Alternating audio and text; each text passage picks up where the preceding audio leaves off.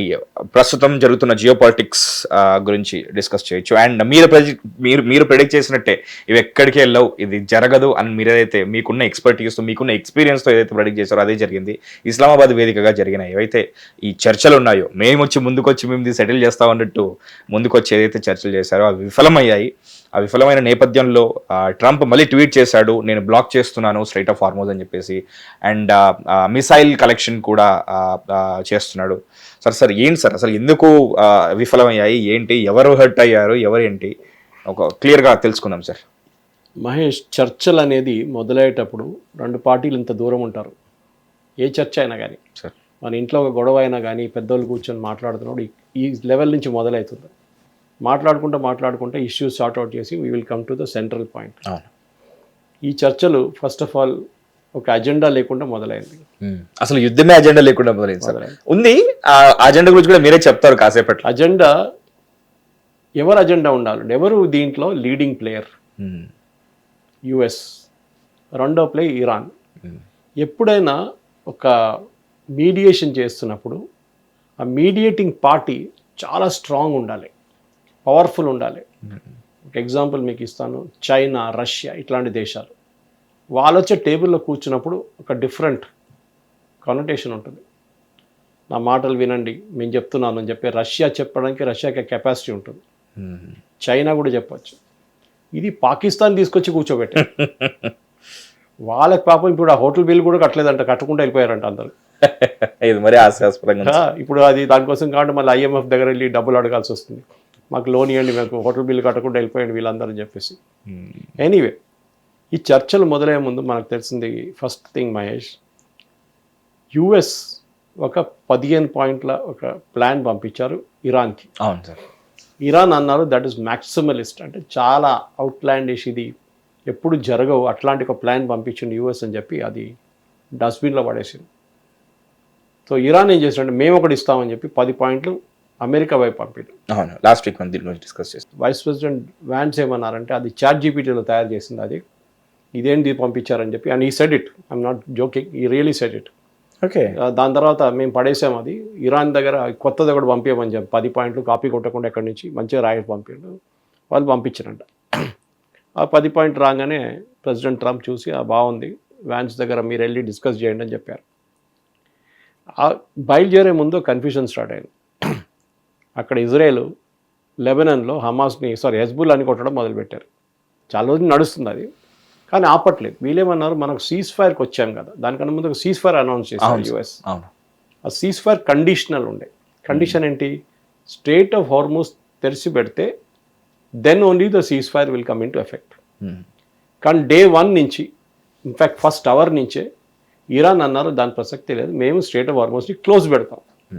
Technically cease fire లేదు, there is no cease fire because condition is not met. అటువైపు ఏమో Iran అంటున్నారు మేము సీజ్ ఫైర్ అని చెప్పినప్పుడు అది లెబనాన్ ఉండొచ్చు, గాజా ఉండొచ్చు, యమన్ ఉండొచ్చు, హూతీలు ఉన్నారు చూడండి అక్కడ. ఈ రాష్ట్రాలన్నీ మీరు వాళ్ళని అటాక్ చేయకూడదు, సీజ్ ఫైర్ కదా. ఇజ్రాయెల్ అన్నారు మాకు మీతోనేం సంబంధం, మీరు ఎక్కడో పడున్నారు మిడిల్ ఈస్ట్లో, మీరు అమెరికా కలిసి సీజ్ ఫైర్ చేసుకున్నారు, మా వైపు ఎందుకు చెప్తున్నారు, మేము మా పని చేసుకుంటున్నాం. ఓకే, ఏం పని మాది, హెజ్బుల్లాని కొట్టడం, అది మేము చేస్తున్నాం, చాలాని చేస్తున్నాం, ఇంకా నడుస్తూనే ఉండేది. ఇరాన్ ఏమంటారంటే మేము పంపించిన 10 కండిషన్లు అది ఉన్నాయి కదా డీటెయిల్స్ అని యుఎస్ని అడిగారు ట్రంప్ని. ట్రంప్ కాగితం చూసాను, దీంట్లో ఎక్కడుందా, ఎక్కడే లేదు, ఏం లేదు, హెజ్బుల్లా లేదు, హమాస్ లేదు, హూతీ లేరు, ఎవరు పంపించాను కాదు, కనీసం ఒక బ్రాకెట్లోనే పెట్టి కంట్రీస్ మెన్షన్ చేయలేదు. మెన్షన్ చేయాలి. నేను పాకిస్తాన్ పంపించాను, పాకిస్తాన్ అడిగారు, పాకిస్తాన్ వాడు అక్కడ లేని ఇక్కడ లేని పరిస్థితికి అయిపోయింది వాడికి. ఎందుకంటే ఇక్కడ చెప్పినంటే వాడు కొడతాడు, వాడు చెప్తే వీడు కొడతాడు, భయం వాళ్ళకి. ఏమైందంటే ఒక సపరేట్ నోట్ అమెరికాకి ఇచ్చారు, ఇంకొక నోట్ ఇరాన్కి ఇచ్చారు. సరే, అమెరికా ఏమన్నారు, దీని నుంచి మనం మొదలు పెడదాం టాక్స్. ఫస్ట్ కండిషన్ ఇరాన్ ఏం పెట్టారంటే మా మీద దాడి చేయకూడదు. అమెరికా అన్నారు సారీ, నేను చెప్తే ఓకే, కానీ ఇజ్రాయెల్ అసలు పట్టించుకోరు. ఓకే, నేనైనా ఆపగలను కానీ వాడే ఆపడు. మీకు తెలుసు కదా February 28 నేను కొంచెం సపోర్ట్ కోసం వచ్చాను, పబ్లిసిటీ కోసం వచ్చాను, కానీ కొట్టిందంతా వాళ్ళే ఆ రోజు. ఓకే, రెండోది ఏంటి, స్ట్రెయిట్ ఆఫ్ హార్మూజ్ మీద మాకు అధికారం ఉంటుంది, అది ట్రంప్ అన్నాడు సారీ. ఓకే, అది నడవదు, మేము అనుమతించాము. నెక్స్ట్, మేము మా అసెట్స్ మీరు పట్టుకున్నారు కదా, చాలా ఉన్నాయి, బిలియన్స్లో పట్టుకున్నారు. ఇది ఒబామా టైం నుంచి ఉంది, అది మాకు రిలీజ్ చేయండి. 79 నుంచి ఉంది. సారీ ఇప్పుడు కాదు, తర్వాత చూద్దాం. నెక్స్ట్ పాయింట్కి వచ్చారు. మేము యురేనియం ప్రాసెస్ చేయకూడదని చెప్తున్నారు మీరు, మేము అది అంగీకరించాం, మాకు యురేనియం మా రైట్స్ ఉంటుంది. అమెరికా అన్నారు అదే మెయిన్ ఇష్యూ, మిగతా అన్ని చిన్న చిన్న ఇష్యూ. మీరు ఒక న్యూక్లియర్ బాంబ్ తయారు చేయకూడదు, అది మా కండిషన్. ఓకే, మీరు అడగొచ్చు మహేష్, కిమ్ జాంగ్ ఉన్ అని ఒకడు ఉన్నారు నార్త్ కొరియాలో, మీరు ఎప్పుడైనా విన్నారా అమెరికా వాడి దగ్గర వెళ్ళి ధమ్కి ఇవ్వడం, నిన్ను కొడతాను పేర్చానని? చేయడు. ఎందుకంటే కళ్ళలో కూడా చేయరు సార్, కళ్ళ కూడా వాళ్ళ న్యూక్లియర్ బాంబు ఉంది వాడి దగ్గర. వాడేమైనా అంటే అంతే సంగతి, న్యూయార్క్లో తీసుకొని బాంబు వేసిస్తాడు. తెలుగులో మేము ఉంటుంది కదా సార్, ఏసేయమంటారా ఏసేయమంటారా అని చెప్పి చాలా ఉంటుంది పరిస్థితి. ఆ పరిస్థితిలో ఉన్నా అనమాట. తో అట్లా డిస్కషన్లో పాయింట్స్ పోతూనే ఉంది. రిపాట్రియేషన్ అంటే మీరు అంతా ధ్వంసం చేశారు కదా, ఆ ధ్వంసం చేసిన డబ్బులు ఇవ్వండి. అరే అది ఎట్లా ఇస్తాం, మేమే ఈ కాలం చేసాం, మళ్ళీ మేము ఎందుకు డబ్బులు ఇవ్వాలి మీకు అని చెప్పి లాస్ట్లో బ్యాన్ తేడాలు కూడా, కంట్రీ పైన ఉన్న బ్యాన్ తేడాలు అదన్నీ ఉన్నాయి. చిన్న చిన్న ఇష్యూస్ చాలా ఉన్నాయి. మా మీద ఉన్న primary and secondary ban. Primary అంటే మేము ఎవరి దగ్గర ఆయిల్ అమ్మలేకపోతున్నాము, మా మీద ఇంటర్నేషనల్ మార్కెట్లో ట్రేడ్ చేయకూడదు, మాకు ఇంటర్నేషనల్ బ్యాంకింగ్ సిస్టమ్ స్విఫ్ట్ నుంచి తీసేశారు, ఇదంతా తిరిగి తీసుకురావాలి. అమెరికానే తర్వాత చూద్దాం, ఫస్ట్ ప్రైమరీ పాయింట్స్కి అగ్రిమెంట్లో వద్దాం, అదంతా సెకండరీ. లాస్ట్లో ఏం కాలేదు, 21 గంటలు మాట్లాడారు. Most of the points yes no maybe అని సిచ్యువేషన్, కానీ ఒక పాయింట్ మీద అబ్సల్యూట్ నో అని చెప్పేశారు ఇరాన్. యురేనియం. ఓకే, మేము యురేనియంని మాకు ఏం కావాలంటే మేము చేసుకుంటాం. అది ట్రంప్ అన్నాడు సారీ నాట్ పాసిబుల్, మీకు యురేనియం పోయి మీకు అసలు 1 గ్రామ్ యురేనియం కూడా మీ దగ్గర ఉండకూడదు, ఆ కండిషన్. సో ఇరాన్ ఒకసారి దీన్ని ఒక ఫ్లాష్ బ్యాక్గా తీసుకున్నారు. ఎందుకంటే 2015లో ఒబామా టైంలో ఒక అగ్రిమెంట్ జరిగింది. ఓకే, ఒక ఒప్పందం జరిగింది యుఎస్ అండ్ ఇరాన్ నడుమిట్లో. దాన్ని JCPOA అంటారు. Okay, joint comprehensive plan of action. ఇది 2015లో సైన్ అయింది. 21 నెలలు నెగోషియేట్ చేశారు యుఎస్. 21 months. ఇక్కడ 21 hours కూడా 21 hours కూడా కాలేదు. అంటే ఒక ప్రెసిడెంట్ కి, ఒక విజన్ ఉన్న ప్రెసిడెంట్ కి, ఒక విజన్ లేని ప్రెసిడెంట్ కి తేడా ఏంటంటే ఈ 21 hours ఇక సాక్ష్యం సార్, కళ్ళ ముందు కనబడుతుంది. అక్కడ ప్రెసిడెంట్ కూర్చొని నెగోషియేట్ చేయరు, కానీ వాళ్ళ టీం నెగోషియేట్ చేస్తారు, ఎస్పెషల్లీ టెక్నికల్ టీం. మీరు యురేనియం గురించి మాట్లాడుతున్నప్పుడు 3.5 ఏంటి, 4.5 ఏంటి, 10.2 ఏంటి అంటే టెక్నికల్ ఎక్స్పర్ట్స్కి అర్థమవుతుంది, ఒక పొలిటీషియన్కి అర్థం కాదు. ఈ డెలిగేషన్లో ఇద్దరు ఉన్నారు, స్టీవ్ విట్కాఫ్, వాడు ఒక real estate agent, Trump friend, అంతే క్వాలిఫికేషన్, ఇంకేం లేదు. ఇంకోడు son in law Jared Kushner, ఆయన కూడా పొలిటికల్ ఎక్స్పీరియన్స్ ఏం లేదు. ఆయన ఎందుకు వెళ్తున్నాడంటే ట్రంప్కి డౌట్, ఇంకెవడైనా వెళ్తే ఏదని చెప్తే నాకు తెలియకుండా పోతుంది, నువ్వు కూర్చో అక్కడ, నువ్వు వచ్చి నాకు చెప్పాలి ఏం జరిగింది అక్కడ. మేనల్లుడు. ఈ అగ్రిమెంట్, ఈ ఒప్పందంలో not just US and Iran, ఒకవైపు ఇరాన్, ఇంకోవైపు US, UK, France, China, Russia and Germany, almost security council ఉన్న వీటో పవర్స్ ఉన్న నేషన్స్. ఓకే, వీళ్ళందరూ ఉన్నారు. 2015లో ఓన్లీ యుఎస్ సైన్ చేశారనుకుంటా, కాదు, అప్పుడున్న ఒబామా అడ్మినిస్ట్రేషన్ వీళ్ళందరినీ తీసుకొచ్చారు. సో దట్ రేపు రష్యానో చైనానో వెళ్ళి పుల్లలు పెట్టకూడదు, రేపు వాళ్ళు వెళ్ళి మళ్ళీ ఇరాన్ని ఎంకరేజ్ చేయకూడదు అని చెప్పి ఒప్పందం పెట్టారు. ఆ ఒప్పందంలో ఏం చెప్పారంటే, నేను ఇదంతా చెప్తున్నాను, ఇప్పుడు ఈ అగ్రిమెంట్లో ఆ మెచ్యూరిటీ రావాలంటే ఇట్లా నెగోషియేట్ చేయాలంటే ఒబామా చేసినప్పుడు, అంటే ఒబామా వాళ్ళ టీం చేసినట్టు. ఇరాన్ అగ్రీ చేశారంటే ఈ అగ్రిమెంట్ ప్రకారం, JCPO ప్రకారం, మా దగ్గర ఉన్న 98% యురేనియంని మేము we will reduce it. Okay, reduce అంటే ఒక ఫిలాసఫీ ఉంది. ఫర్ ఎగ్జాంపుల్, మీ దగ్గర 100 కిలోలు యురేనియం ఉంది, దాని ప్యూరిటీ మీరు పెంచుకుంటా 30 దాకా వెళ్ళారు. నా యురేనియం తీసుకెళ్ళి రోడ్డు మీద పడేయలేరు కదా, హైలీ రేడియో యాక్టివ్. అవును సార్. వాళ్ళకి ఇంకోరికి ఇవ్వడానికి కూడా వాళ్ళకి ఇంట్రెస్ట్ లేదు, ఎందుకంటే రేపు వాళ్ళకి ఆ యురేనియం పనికొస్తుంది. ఎందుకంటే వాళ్ళ దగ్గర ఒక పవర్ ప్లాంట్ ఉంది, న్యూక్లియర్ పవర్ ప్లాంట్, దానికి యురేనియం కావాలి. మన దగ్గర చర్లపల్లిలో న్యూక్లియర్ ఫ్యూయల్ కాంప్లెక్స్ అని మీరు చూసుంటారు. అవును సార్. భారతదేశంకి కావాల్సిన అంత యురేనియం ఫ్యూయల్ అక్కడ తయారవుతుంది చర్లపల్లిలో. Very highly technical thing. Uranium తెచ్చుకొని కెనడా నుంచి ఆస్ట్రేలియా నుంచి, మన దగ్గర ఎక్కువ యురేనియం లేదు, దాన్ని ప్రాసెస్ చేస్తారు, ప్యూరిటీ పెంచుకుంటూ పోయి ఒక పర్టికులర్ పాయింట్కి వచ్చినప్పుడు దాన్ని ట్యూబ్స్గా తయారు చేసి మళ్ళీ దాన్ని చాలా ప్రికాషన్ తీసుకొని మిగతా ప్లాంట్స్ పంపిస్తారు. ఇక్కడ కల్పాకం కానీ, కూడంకుళం కానీ, కైగా కానీ, ఇట్లాంటి చాలా ఉన్నాయి మన దగ్గర న్యూక్లియర్ పవర్ ప్లాంట్స్, అక్కడ పంపిస్తారు. సో ఇరాన్ ఏమన్నారంటే మా దగ్గర ఉన్న యురేనియంది 98% ఉన్న యురేనియంది మేము ప్యూరిటీ రెడ్యూస్ చేస్తాం. ఇప్పుడు మా దగ్గర బహుశా 30 ఉండొచ్చు. సో ఆల్రెడీ వాళ్ళ దగ్గర 98% ప్యూరిటీ ఉంది. లేదు, 98% ఆఫ్ ద ఫ్యూయల్. ఓకే, మీరు 98% దాకా వెళ్ళక్కర్లేదు. ఒక న్యూక్లియర్ బాంబ్ తయారు చేయాలంటే మీకు ఈవెన్ 30% సరిపోతుంది purity. 30% purity is good enough. మీరు ఎంత పైకి వెళ్తారో 60 దాకా వెళ్తే అల్ట్రా హై మీరు తయారు చేయవచ్చు. ఓకే, సో అదే దాంట్లో మనం కూడా ఉన్నాం. మనం కూడా అదే ప్యూరిటీ లెవెల్ అచీవ్ చేసే పోఖ్రాన్లో టెస్ట్ చేసి చూసాం నడిచిందా లేదా అని. సో ఈ పరిస్థితుల్లో ఇరాన్ అన్నారు, yes we will reduce our purity of 98%. మా దగ్గర 100 కిలోలు ఉంటే 98 కిలోల ప్యూరిటీ మేము తగ్గిస్తాం. అదొక ప్రాసెస్ ఉంది that you can reduce also. Increase ఒకటే కదా, రెడ్యూస్ కూడా చేయొచ్చు మీరు. ఓకే, మిగతా 2% మేము 3.67% ఉంచుకుంటాం 15 సంవత్సరాల దాకా. ఓకే, యురేనియం లైఫ్ చాలా పెద్ద లైఫ్, సెల్ఫ్ లైఫ్ ఉంటుంది. దాన్ని మనం సైన్స్లో నేర్చుకుంటాం స్కూల్లో ఉన్నప్పుడు అటామిక్ టేబుల్. సో అట్లాంటి పరిస్థితుల్లో వీళ్ళన్నారు ఇట్ మేము అగ్రీ చేస్తామని చెప్పి ఒప్పందం పెట్టుకున్నారు. 15 సంవత్సరాలకి 3.67%, 98% వాళ్ళ దగ్గర ఉన్న ఫ్యూయల్ ప్యూరిటీ తగ్గించడం అందరూ అంగీకరించారు. All the security council members అందరం తీసుకొచ్చి ఒబామా అడ్మిట్ చేసి చాలా మంచి అగ్రిమెంట్ 21 months టైం కూడా తీసుకుని చేశారు.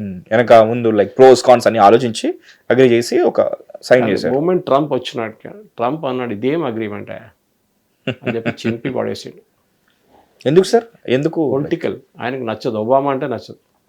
రెండో ఏం చేశాడంటే ఒబామా వీళ్ళ అమెరికన్ గవర్నమెంట్ ఇరానియన్ అసెట్స్ చాలా సీజ్ చేసుకున్నారు. మీకు గుర్తుంటుంది, వాళ్ళు అడిగారు చూడండి మాకు మా అసెట్స్ అన్ఫ్రీజ్ వాళ్ళ పాయింట్స్ లో ఉన్నాయి, వాళ్ళ బ్యాంక్లో ఉన్న డిపాజిట్ యూఎస్లో యూరోప్లో ఎక్కడ కానీ, అది కాకుండా వాళ్ళు కొనుక్కున్న అసెట్స్ అని బిల్డింగ్లు ఉండొచ్చు ఏదైనా ఉండొచ్చు, దాని నుంచి కొంచెం అమౌంట్ రిలీజ్ చేసిండు ప్రెసిడెంట్ ఒబామా.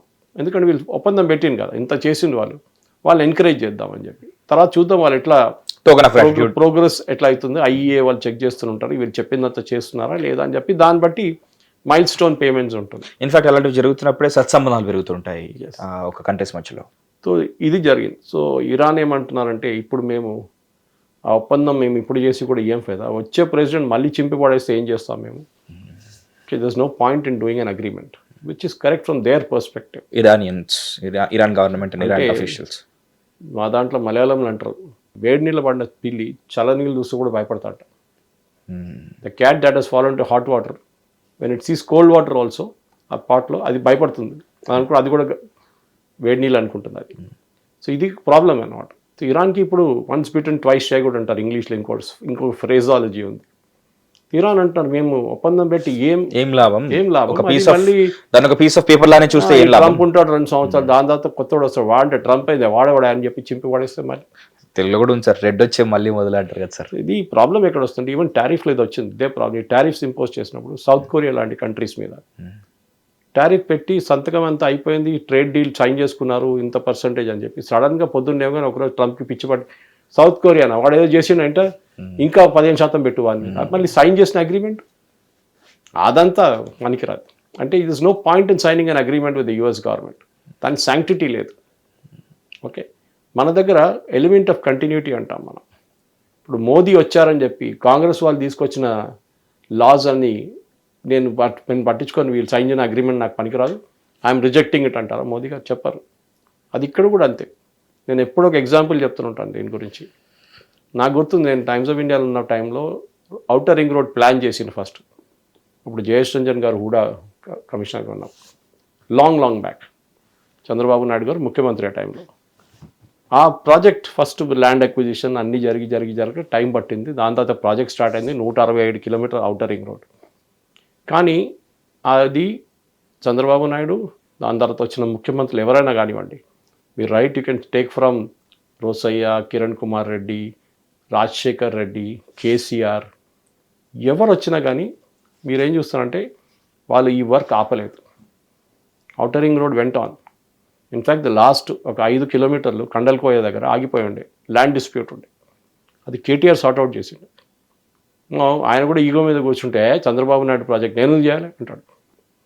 పోతే పోయిందని, క్రెడిట్ నాకు లేదు కదా, చంద్రబాబు నాయుడు క్రెడిట్ ఇస్తాను, నేను చేయను. కానీ ఇది అట్లనే ఈ ప్రాబ్లం.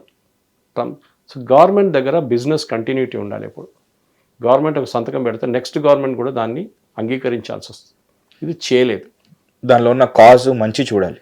ఇరాన్ అంటున్నారు ఇప్పుడు ఏంటి, నేనేం చేయలేను, చేస్తే కూడా ఫైదా లేదు, మళ్ళీ ఆడు వచ్చి కొట్టేస్తాడు మొత్తం. ఇది ఇరాన్ పర్స్పెక్టివ్. ఇప్పుడు ఎలాగో ఇది తన సెకండ్ టర్మ్ కాబట్టి నెక్స్ట్ ఉన్నాడు కూడా కదా సార్, బట్ ఎవరు వస్తారనేది కూడా ఇంపార్టెంట్ యాక్చువల్లీ. అది జేడీ వ్యాన్స్ వస్తారో లేకుంటే మళ్ళీ డెమోక్రాట్ వైపు నుంచి ఎవరు మనకు తెలియదు. ఎనీవే బట్ వాళ్ళ పాయింట్లో కూడా న్యాయం ఉంది సార్. ఎందుకంటే ఇప్పుడు ఈ అమెరికన్ ప్రెసిడెంట్ చేసినట్టు వాళ్ళ చేతిలో ఉన్న పవర్స్ ఉన్నట్టు తనకు కూడా అంతే పవర్స్ ఉంటాయి కాబట్టి. సో ఇక్కడ ఇరాన్ దగ్గర న్యూక్లియర్ వెపన్ ఉండకూడదని చెప్పి యూఎస్ కన్నా ఇజ్రాయెల్కి చాలా పెద్ద ఇన్సిస్టెన్స్. అది వాళ్ళ కండిషన్, వాళ్ళకి భయం ఏంటంటే, అండ్ ప్రెసిడెంట్ ట్రంప్ కూడా చెప్పారు, ఏ రోజు ఇరాన్ దగ్గర న్యూక్లియర్ వెపన్ వస్తుందో ఆ రోజు ఇజ్రాయెల్ మ్యాప్లో కనిపించదు. వాళ్ళు ఫస్ట్ ఇజ్రాయెల్ మీద ఉపయోగిస్తారు, వాళ్ళు కొట్టేస్తారు ఇజ్రాయెల్ని, they will finish it off. ఇది వాళ్ళు చెప్పిన మాట అన్నమాట. సో మనం ఇది గుర్తుపెట్టుకోవాలి, that this is the possibility. భయపడుతున్నారు ఇజ్రాయెల్, వీళ్ళు ఏ రోజు వస్తారో ఏ రోజు చేస్తారో అని చెప్పేసి. ఇది ఇట్లున్నప్పుడు ఈ పాకిస్తాన్లో జరిగిన చర్చలు న్యాచురలీ ఫెయిల్ అవుతాయి. ఓకే, ఎందుకంటే వీళ్ళ నడిమిట్లో థ్రోట్ క్లియరింగ్ సెషన్ అంటాం మనం. ఫస్ట్ డిస్కషన్లు రాగానే చెప్పి డిస్కషన్ స్టార్ట్ చేస్తాం, కొంచెం థ్రోట్ అంతా క్లియర్ చేసి ఇట్లా. అది కాకుండా మీరు డైరెక్ట్ కూర్చొని మాట్లాడుతున్నప్పుడు 1979 తర్వాత ఫస్ట్ టైం 47 సంవత్సరాలు కలుస్తున్నారు మీరు. ఒక ఐస్ బ్రేకింగ్ సెషన్ ఉండాలి, ఒక 5-6 సెషన్స్ నడవాలి, మాట్లాడుకుంటూ పోవాలి. కాకుండా ఇది ఒకటే సెషన్ చేస్తే ఇప్పుడే చేయి లేకుంటే అయిపోతుంది. That won't work. No country will agree to that. Sir in general I'm asking, చాలామంది డిప్లొమాట్స్ని చూస్తుంటాను వేరే వేరే కంట్రీస్లో, లైక్ ద్వైపాక్షిక సంబంధాలు మెరుగుపరచుకోవడానికి వాళ్ళు వచ్చినప్పుడు the kind of diplomacy the show బాగుంటుంది. ఇన్ జనరల్ పాకిస్తాన్ ఈ అడ్మిరల్స్లో కానీ లేకపోతే ఆ మంత్రివర్గంలో కానీ లేకపోతే ఇలాంటి వాటిని ఎవరైనా హ్యాండిల్ చేసే విధంగా ఒక్కరైనా ఉన్నారా సార్? లైక్ అక్కడే ప్రాబ్లం వచ్చింది. నేను చెప్పాను చూడండి, if it is Russia or China sitting there the impact would have been more. Even Oman, దీనికన్నా ముందు 2 సార్లు ఒమాన్ ఆల్మోస్ట్ అగ్రీ చేయించారు ఈ కండిషన్స్ అన్నీ. కానీ అప్పుడే ఒకసారి బాంబింగ్ అయ్యి జూలైలో చేయించినప్పుడు వాళ్ళు అగ్రిమెంట్ జెనీవాలో కూర్చొని సంతకం పెట్టడానికి పోగానే వీళ్ళు బాంబు వేసేసారు ఇరాన్ మీద, ఇజ్రాయెల్ అండ్ యూఎస్ కలిసి. ఈసారి కూడా ఫిబ్రవరిలో ఆల్మోస్ట్ వచ్చేసాను సంతకం పెట్టడానికి, అప్పుడు వెళ్ళి బాంబు వేసేసారు. అంటే ఎవరికో ఇది అగ్రిమెంట్ జరగకూడదని ఉంది. అది ఇజ్రాయెల్కి ఉందో యూఎస్కి ఉందో తెలియదు. మోస్ట్ ప్రాబ్లీ ఇజ్రాయెల్కి ఉండొచ్చు, ఎందుకంటే వాళ్ళ ఎగ్జిస్టెన్స్ ఈజ్ అండర్ థ్రెట్. ఎవరు వస్తే కూడా ఇరాన్లో వాళ్ళకి థ్రెట్ ఉంటుందని వాళ్ళకి చాలా క్లియర్గా తెలుసు. ఐ గెస్ మోటివ్ పరంగా ఇజ్రాయెల్ అని అనుకుంటున్నాను సార్. కరెక్ట్, వాళ్ళ వైపు నుంచి చూస్తే కూడా కరెక్టే కదా. బికాస్ వీళ్ళందరూ ఏమంటారు, ముందు అన్ని అరబ్ కంట్రీస్ అంటుండే, ఇప్పుడు చాలామంది దాని నుంచి పక్కన జరిగిపోయారు. ఫస్ట్ ఏమంటారు, Israel has no right to exist. Israel అనక దేశం ఉండకూడదు, వాళ్ళ ప్రజలు కూడా ఉండకూడదు. లాజిక్ ఏంటి, వీళ్ళందరినీ ఫినిష్ చేసేసేయాలి. Something that Hitler had in mind. yes I was about to take his name as example actually. దాని నోటి మీద ఉంది మీరు చెప్పారు. సో జ్యూస్ అనే కమ్యూనిటీని ఎక్కడ ఉండకుండా చేయాలని చెప్పేసి ఇది వాళ్ళ మెయిన్ ఇది ఉండే. అది జరగదు కూడా, ఎప్పుడు జరగదు. Because they are one of the best hard working and technologically advanced countries in the world. Israel వర్షం అనేది వాళ్ళ దగ్గర అస్సలు పడదు. కానీ అగ్రికల్చర్లో one of the most productive nations in the world అంటే ఇజ్రాయెల్. వాళ్ళు నేర్చుకున్నారు ఎట్లా చేయాలని. ఓకే, అది మన కుప్పంలో చంద్రబాబు నాయుడు గారు తీసుకొచ్చారు వాళ్ళని, ఇజ్రాయలీ సైంటిస్ట్ని. కుప్పం కూడా రెయిన్ షాడో ఏరియా, ఎక్కువ వర్షం పడదు.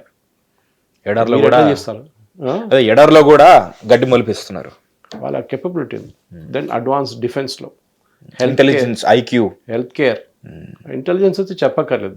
They cannot beat Mossad and Shin Bet. They are the best in the world. So మనం వాళ్ళ వైపు నుంచి చూస్తుంటే వాళ్ళకి కూడా భయం ఉంది.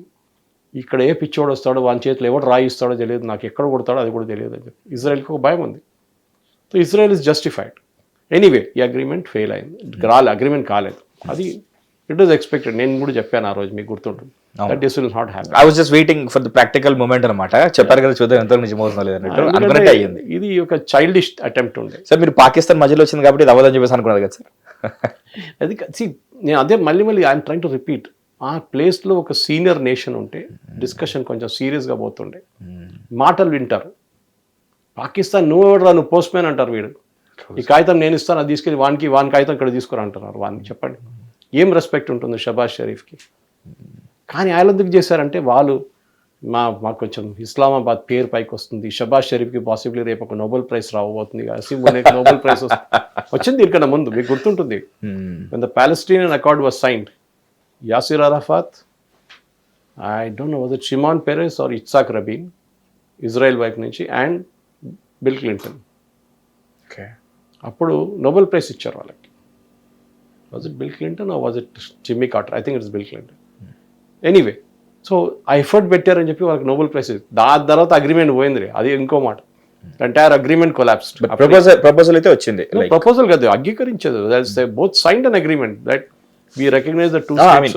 పాకిస్తాన్ కి నోబెల్ అనేది ఇద్దామని. అది కాదు, అది ఆబ్వియస్లీ ఎక్స్పెక్ట్ చేస్తారు కదా, ఇంత పెద్ద పని చేశారు వీళ్ళకి నోబెల్ ఏంటి అన్నట్టు. ఆ ట్రంప్ అంటాడు పక్కన కూర్చొని నేనేం చేశానంట తప్పు, నాకు కూడా కావాలి ఒకటి అంటాడు.